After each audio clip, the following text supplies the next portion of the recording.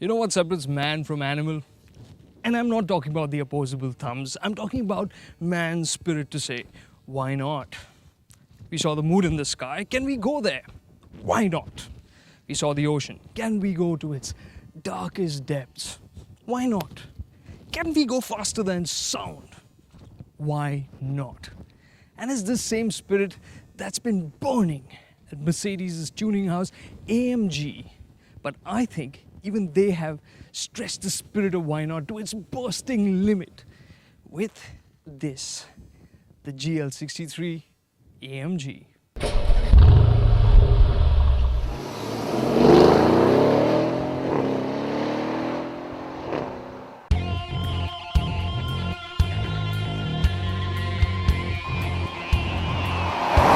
And the GL63 AMG is bursting with petrol power. The regular 3-litre V6 diesel has been ditched. It's been replaced by this, the 5.5-litre twin-turbo V8 that we've seen in other AMGs. Although in the GL, the 7-speed dual-clutch gearbox has been thrown away and replaced by the more regular 7G-tronic. And it also uses 4-wheel drive. Why? Well, simply because this motor has more oomph than the E63 AMG. The GL has a whopping 557 bhp of power and a concrete whopping 77.5 kilograms of torque. Frankly, it isn't the 76 kilograms of torque that's ridiculous as much as the fact that it's supposedly available from 2000 RPM. And it certainly feels like it is.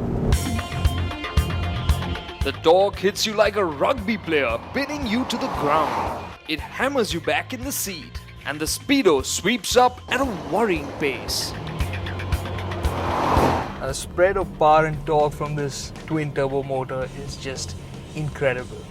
From 2000 RPM to 6300 RPM, it just pulls like mad.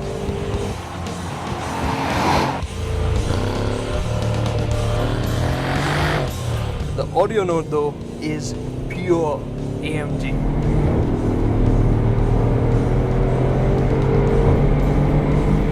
At park throttles you can really feel and hear that V8 rumble. Extremely beautiful. But when you put your foot down, it gets really busy, really quick. This thing is quick.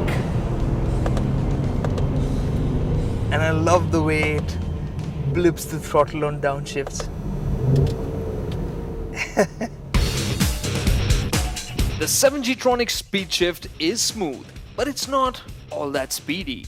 Tapping on the paddles won't make things more exciting or quicker either. On the upside, in manual mode, the box won't even change up even as you hit the limiter, so you do get a bit more control. The 4-wheel drive setup makes the best use of all the power, as it feeds it permanently to all 4 wheels. There's 40% going to the front and 60% to the rear. As a result, the GL is properly quick.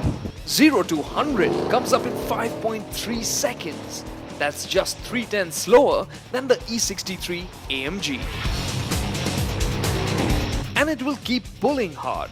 Getting to 140 and 200 is no struggle either.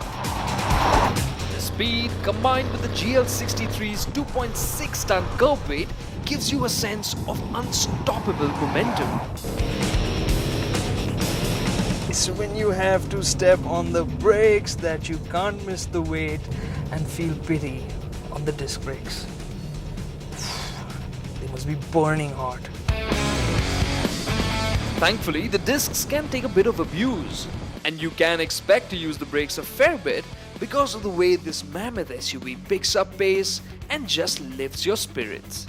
Then, thanks to the air suspension, the active anti-roll bars, the permanent 4-wheel drive system and the ginormous 290 by 40 21-inch tires, the laughs continue even when you chuck it around some bends.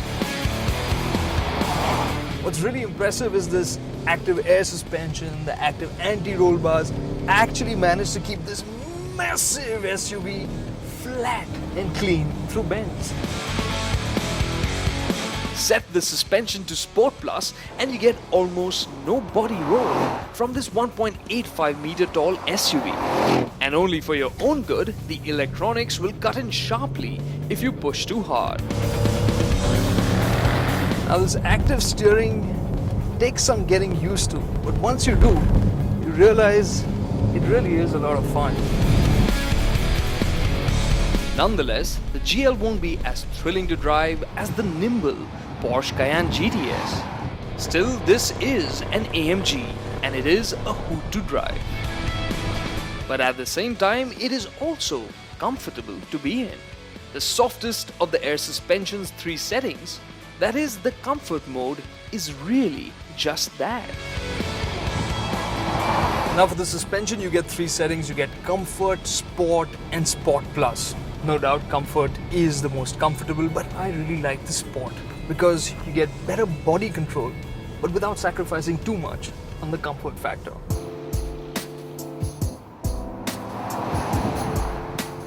Sure, you do get some of the surface thudding inside the cabin, but this suspension makes the GL the most usable and the quickest AMG for the real-world conditions of India.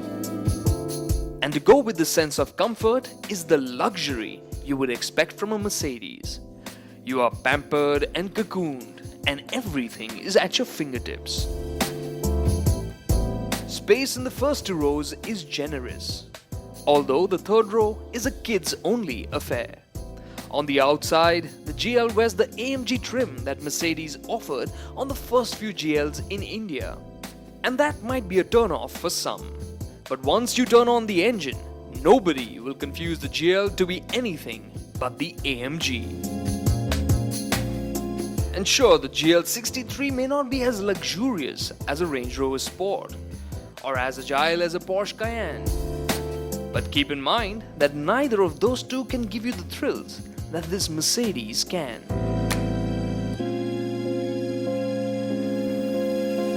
Okay, I'm gonna make a pitch for the GL63 AMG, and it's not because it's got the flexibility of 7 seats and it's so luxurious. It's because it's preposterous. It's insane. It's unhinged. I mean, from the way it sounds to the way it goes, this thing just gives you that sense of ridiculousness of driving it, and it is thoroughly enjoyable. Not enjoyable like a E63 AMG of darting in and out of corners, but it is incredibly quick and can keep that super saloon in its sights in a straight line. And of course, you've got the flexibility of 7 seats and the luxury to wrap things up for you. This is possibly the best way to experience the madness of AMG on Indian roads. So if you have the near about 2 crore rupees and are looking at the GL63 AMG, all I've got to say is, why not?